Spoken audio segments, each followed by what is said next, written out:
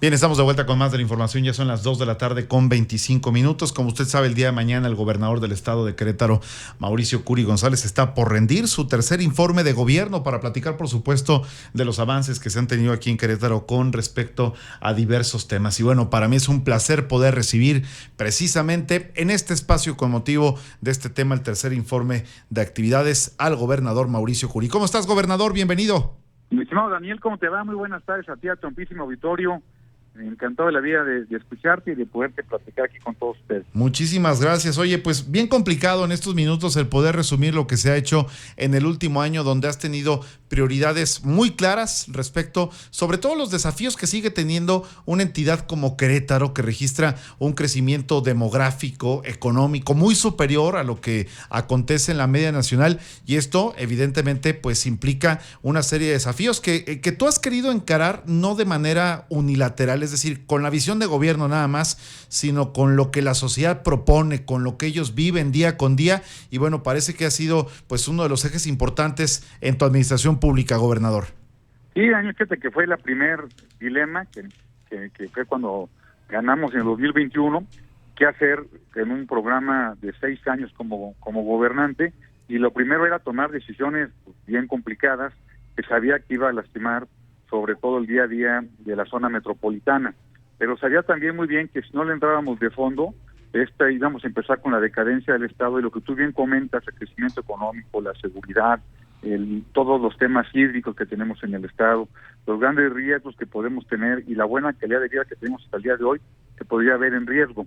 Por eso le entramos primero a tomarnos la medicina amarga, lo que hicimos, por ejemplo, en el transporte público, pues le entramos con todo, y creo que ha habido un viraje muy grande en el transporte público de 180 grados, el hacer obras de infraestructura muy grandes y con 0 pesos por parte de la Federación, pero sabíamos que había que entrar. Yo sabía, por ejemplo, que la obra 5 de febrero iba a colapsar la ciudad, iba a colapsar la zona metropolitana, pero también sabía que había que hacerlo, porque si no, la calidad de vida cada vez iba a ver más mermada en la avenida más importante de Querétaro, que donde pasaban 130,000 automóviles diarios, 200,000 personas en transporte público, más de 30,000 personas caminando, y había que entrarle, pero ahorita pues ya se está viendo una diferencia en el antes y el después, pues solamente para los que están en el transporte público. Si tú te acuerdas, lo que se nos olvida, pero si tú te acuerdas cuando no había parado el autobús en 5 de febrero, la pobre gente iba caminando y el camión que llegaba Sí. iba poniendo en las 3 carriles, tapaba a las personas tenían que correr para agarrar el camión en otra parada, etcétera. Y lo que hicimos realmente fue dignificar de forma muy importante el transporte público y la movilidad del Estado con esta avenida, donde antes se hacían 45, 50 minutos en transporte público, ahora hacen 15 minutos, y eso les cambia muchísimo la vida de la gente, y fue una demanda desde que yo por primera vez fui candidato en el 2015 a presidente municipal de Corregidora. Acuérdate que yo vengo, Sí. siempre estuve en la parte ciudadana, Sí. y estoy convencido que el que tiene el problema tiene la solución, y por eso nos acercamos muchísimo con la gente. Pero historias del tema de transporte público tengo que contarte miles, porque había personas que se levantaban 4:30 de la mañana para poder agarrar el autobús, y el autobús cuando pasaba lleno, la pobre gente tenía que ir a darle la cara a su jefe, a decirle que no pudo haber llegado, que si agarraban un taxi no les alcanzaba para terminar la semana, y por eso sacamos la tarifa Unidos, que es la tarifa más barata de todo el país en temas de transporte público. Tan solo 2 pesos pagan los maestros, los militares, policías, los adultos mayores, los jóvenes estudiantes o los discapacitados, ¿no? Pero ya con un sistema de movilidad en el transporte público mucho mejor que el que se tenía antes, o lo que hicimos con esta cantidad de obras que hicimos en San Juan del Río, lo que hicimos en el semidesierto, y con proyectos muy grandes como el tema del agua, del Batán, para poder estar pensando en el Querétaro de la siguiente generación. Si Paco Garrido, que fue gobernador del PAN del 2003 al 2009, no hubiera pensado en el Querétaro de los siguientes 30, 40 años, el día de hoy, Daniel, el 40% de la gente que vivimos en la zona metropolitana no tendríamos agua. Eso te dice que hay que pensar para muchos años, y por eso estamos pensando en este gran proyecto que es de punta de lanza de innovación y de tecnología. El tema de la seguridad es importantísima, nuestro principal activo, y no lo podemos perder. y por eso le metimos 4,000 millones de pesos, el edificio de seguridad, complejo de seguridad más tecnológico del país, que antes estaban en una bodega, o sea, nuestra mejor policía, que es la mejor policía del país, estaba en una bodega de Conasupo y no podía estar así. Ahorita tienen un edificio que tiene pues comedor, gimnasio, tiene barbería, tiene el mejor stand de tiro del país. La verdad, francamente, que sí ya hemos visto, ya en 3 años ya podemos ver pues el resultado de muchísimas acciones que hemos hecho junto con los ciudadanos. Y como tú bien comentas, Querétaro llegan todos los días 126 personas y todos los días llegan empresas, han llegado empresas como Amazon, Google, Microsoft. Y si tú ves que lo que va del año, Querétaro es el número 1 en inversión extranjera directa, 6,500 millones de dólares, pero vean el contexto, en un contexto donde somos menos del 2% de la población, claro, y menos del 1% del territorio. Es decir, algo se está haciendo bien, por algo será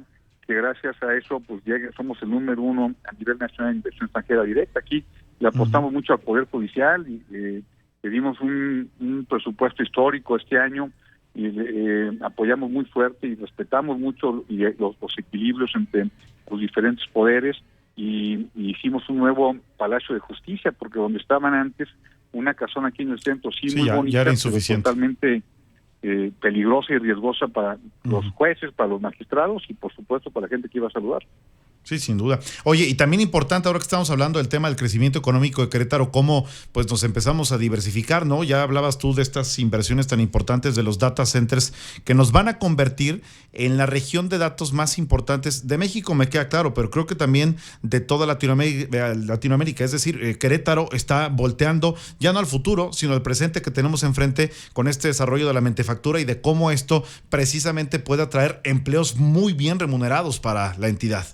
Mira, la peor época de mi vida, Daniel, fue cuando me quedé sin chamba. Cuando mi negocio quebró y me puse a buscar chamba, es horrible no tener chamba. Y estoy convencido que el mejor programa social es el trabajo, es tener empleo. Y la forma de tener empleo mejor pagado es que llegue más inversión o que seamos más productivos. En Querétaro le apostamos muchísimo a la educación, muchísimo a que los muchachos salgan cada vez más preparados. Y este nuevo clúster de data centers ayuda muchísimo a tener trabajos mejor pagados, a que nos ayude mucho a la que la tecnología que se va presentando en los data centers, que es donde se guarda toda la información de las grandes compañías, tanto de redes sociales como de compañías, pues sin lugar a dudas nos pone en otro nivel y Querétaro tiene todo para seguirlo atrayendo, porque es un lugar logísticamente muy bien ubicado, donde no hay huracanes, donde no hay temblores y el lugar donde estamos pasando y también el tema, por ejemplo, de certidumbre jurídica. World Justice Story nos puso primer lugar en certidumbre jurídica a nivel nacional, primer lugar en ausencia de corrupción. La verdad es que Querétaro debemos sentir muy orgullosos de lo que hemos hecho y lo primero que hicimos cuando tomé protesta fue dividir la Secretaría de Planeación y Finanzas y hacer una Secretaría de Planeación y Participación Ciudadana, para que esta nueva secretaría, que la maneja dignamente Toño Rangel, pueda atraer a los ciudadanos, la sociedad civil organizada y que juntos saquemos los proyectos que tiene Querétaro, porque lo más importante es defender Querétaro. Nadie sabe lo que tiene hasta que lo ve perdido. Por eso en Querétaro tenemos que seguir cuidando nuestra estabilidad, nuestra calidad de vida y poder seguir viendo el futuro con mucho optimismo.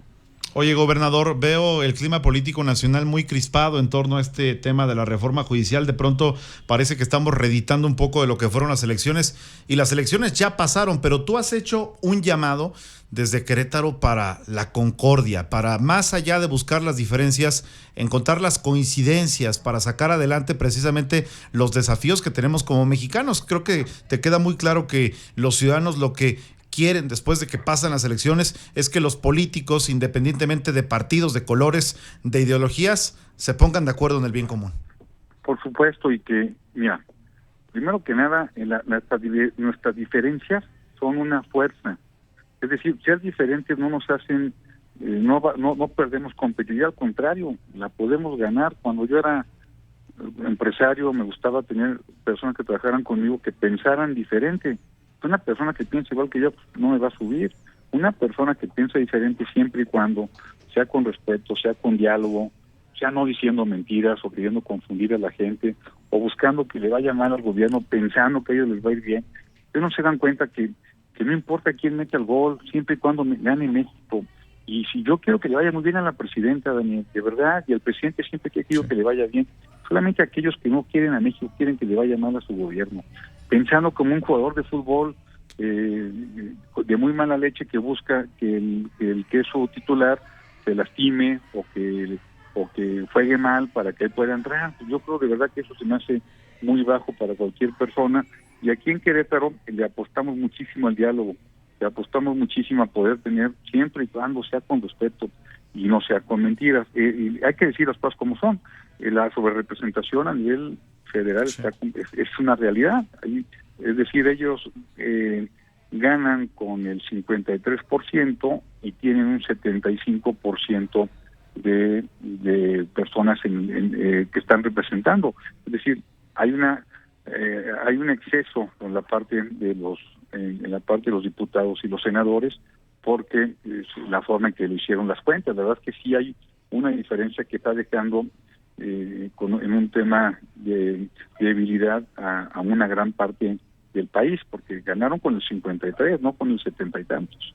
Y esto nos pone en un momento complicado, porque al hacer un cambio tan de raíz que quieren hacer en el Poder Judicial, desde mi muy personalísimo punto de vista, es que un solo partido tendría los tres poderes del país, el legislativo, el ejecutivo y el judicial.